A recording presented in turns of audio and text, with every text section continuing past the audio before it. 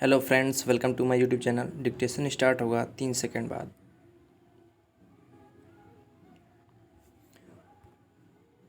महोदय, जो एक के बाद एक आते हैं, शारीरिक आवश्यकताएं यथा भोजन, कपड़ा, मकान और आराम जीवन की मौलिक आवश्यकताएं हैं। दूसरे स्तर पर आती हैं सुरक्षा और भविष्य के प्रति निश्चिंतता। इनके लिए मनुष्य भांति भांति की वस्तुओं का संग्रह करता है।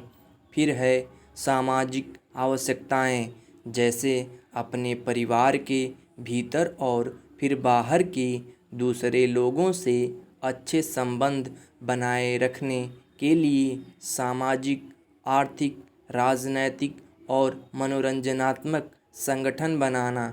चौथे स्तर पर है अहम संबंधी आवश्यकताएं, जैसे आत्मसम्मान, आत्मविश्वास और आत्मतुष्टि आदि।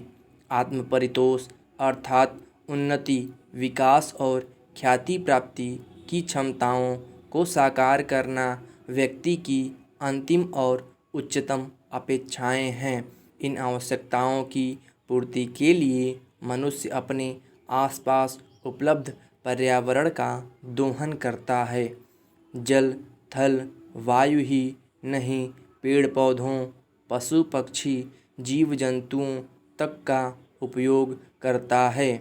सभी शक्तियों का, यहाँ तक कि सबल व्यक्ति अपने से निर्बल व्यक्तियों तक का दोहन करता है, जो शोषण की सीमा तक पहुँच जाता है। इसके लिए भांति भांति की तकनीकें खोजी और अपनाई जाती हैं। प्रौद्योगिकी ने मनुष्य को भांति भांति की आवश्यकता की वस्तुएं अभूतपूर्व प्रचुरता से देकर संतुष्ट किया है और आवश्यकता की सीमा रेखा को खिसकाई है। विलासिता और सजावट की ऐसी सामग्री भी दी है जो अब बहुत कुछ आवश्यकताओं में गिनी जाने लगी है। स्वचल वाहन, दूरदर्शन, धुलाई मशीन, सफाई मशीन, सिलाई मशीन, स्टोव, चूल्हे, मिक्सी, फ्रीज आदि आदि अब बहुत से लोगों के लिए अनिवार्य आवश्यकता की कोटि में आ गई हैं। तकनीकी और औद्योगिकी से यह सब संभव हुआ है, किंतु एक ऐसा अल्प वर्ग भी है जिसके लिए विलासिता आवश्यकता की कोटि में आ चुकी है। विज्ञान की जन समुदाय के लिए तो मौलिक न्यूनतम आवश्यकताएं भी विलासिता ही बनी हुई हैं।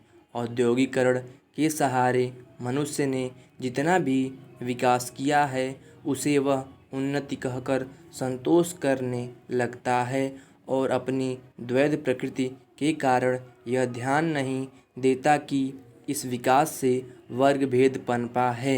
अमीरी गरीबी के बीच की खाई चौड़ी हुई है।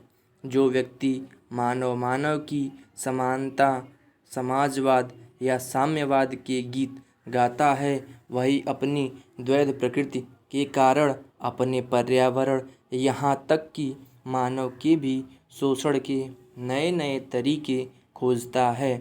यह शोषण बलात्कार की सीमा तक पहुँच गया है।